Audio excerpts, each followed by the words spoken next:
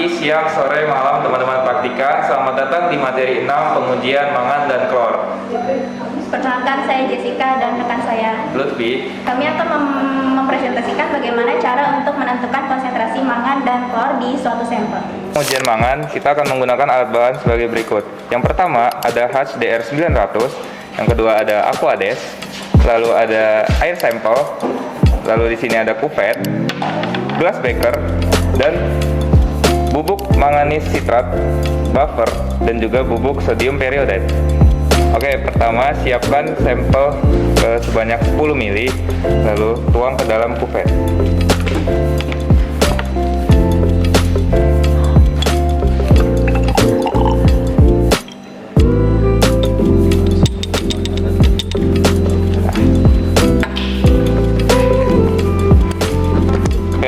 Sebelum dimasukkan ke DR900, pastikan untuk dilap terlebih dahulu searah. Oke, pastikan air sampel tidak ada gelembungnya. Lalu setelah itu kita hidupkan DR900 tombol. Oke, tekan tombol ini untuk meningkatkan brightness. Kita buka penutupnya, lalu masukkan sampel yang telah disiapkan. Tutup sampelnya, lalu cari yang option favorit program, select manganis 295 HR, start. Oke, setelah itu kita harus men-zeroin dulu air sampelnya dengan cara klik di atas ini zero.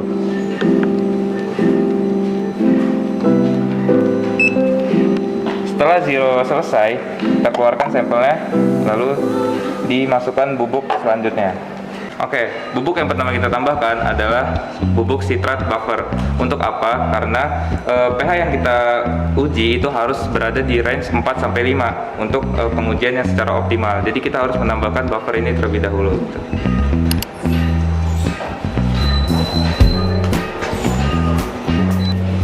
Setelah itu dihomogenkan. Oke, yang kedua kita akan menambahkan bubuk sodium periodate sebagai oksidator kuat yang akan mengoksidasi mangan menjadi permanganat yang akan menjadi warna ungu violet nantinya.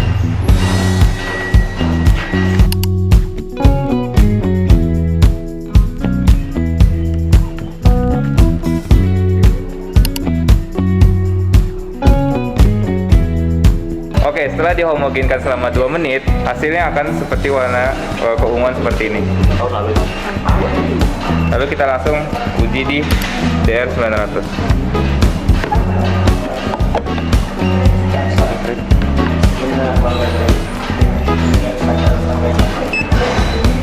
Mangan yang terbaca adalah 0,9 mg per liter. Alat bahan untuk pengujian CL kali ini kita akan menggunakan Erlenmeyer, corong, lalu ini air sampelnya. Ini H2SO4 ketika dia butuh pH yang asam. Lalu di sini ada NaOH jika butuh pH yang basah. Lalu di sini ada indikator K2CrO4. Di sini ada larutan AgNO3 yang telah distandarisasi, Aquades, dan ini ada buret. Oke, jadi 25 ml air sampel dimasukkan ke dalam Erlenmeyer, lalu kita uji pH-nya.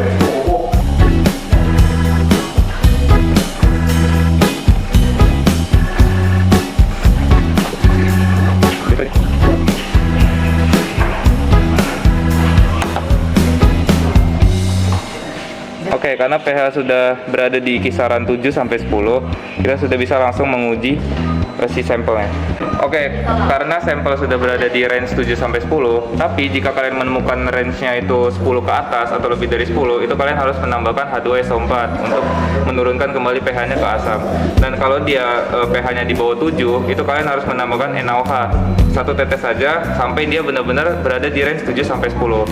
Oke, setelah range-nya sudah berada di 7-10, yang mana di sini adalah 8 atau 7, kita masukkan indikator K2CrO4 2,5 ml, 0,25 ml.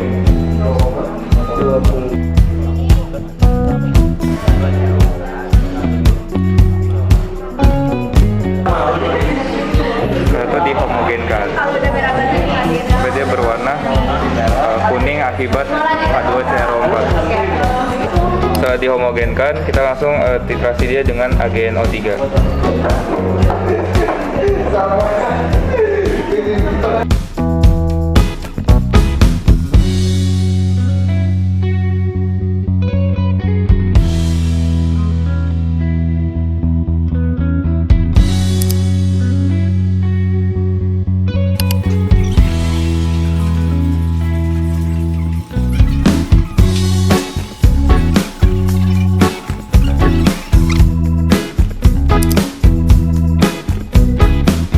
Berikutnya, titrasi yang kedua kita gunakan Blanco untuk sebagai perbandingan rumusnya nanti.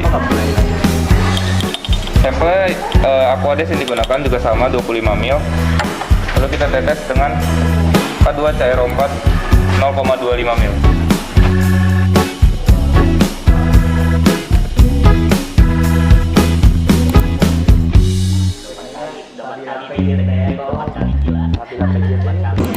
Oke, langsung kita titrasi dengan AgNO3 seperti tadi.